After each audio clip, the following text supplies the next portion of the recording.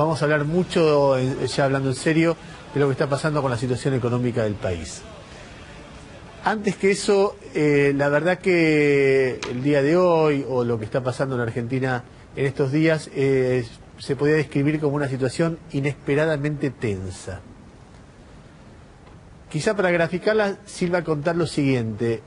Hace casi exactamente un año hubo una noticia que generó un poco de temblor político, porque desde Suiza había llegado un exhorto que pedía datos sobre actividades económicas de Hugo Moyano, o de una empresa vinculada a Hugo Moyano. En ese momento Moyano amenazó con un paro, con una marcha a Plaza de Mayo, y hubo la primer señal de posibilidad de ruptura con Cristina Fernández de Kirchner. En ese momento, mucha gente seguidora del gobierno calificó todo ese episodio como una operación, una palabra muy de moda en estos tiempos, ya sea del Centro de Investigaciones Judiciales de la Corte Suprema, de la prensa destituyente y monopólica, para decir que entre Cristina y Moyano no pasaba nada, que estaba todo absolutamente bien como debía estar.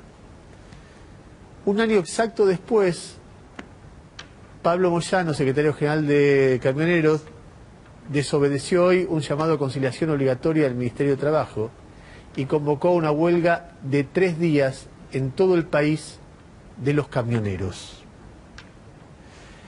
Es difícil saber hasta dónde va a llegar la sangre, si va a llegar al río, hasta dónde va a llegar. Lo cierto es que es innegable que el conflicto entre el gobierno nacional y el moyanismo no es un conflicto común, no es un conflicto esperable, no es un conflicto imaginable hace solo un año y piquito atrás. Es un conflicto muy duro con alguien que era parte de la propia familia. A ver, no es un conflicto con la prensa, no es un conflicto con Clarín, no es un conflicto con Biolcati, no es ni siquiera un conflicto con Cobos.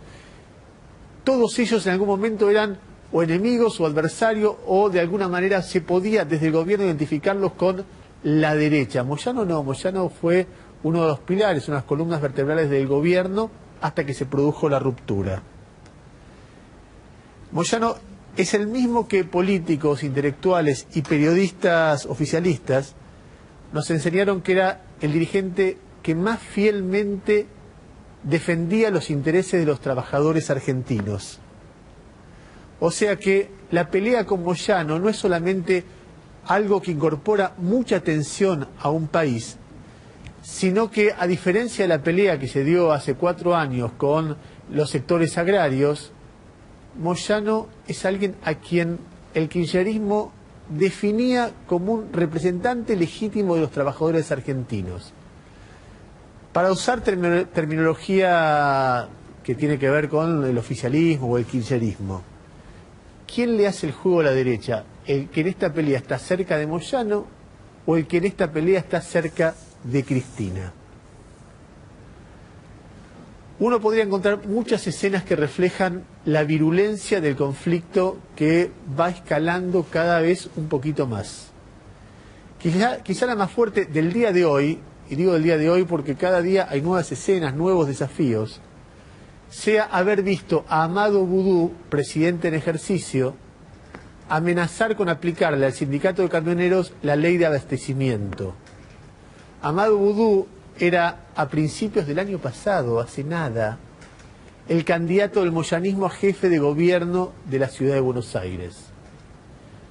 Cuando le preguntaron, en realidad le pregunté en la radio, a Pablo Moyano por este anuncio de Boudou, Pablo Moyano respondió que vuelva al sarcófago y agregó, y que resuelva sus problemas con la justicia.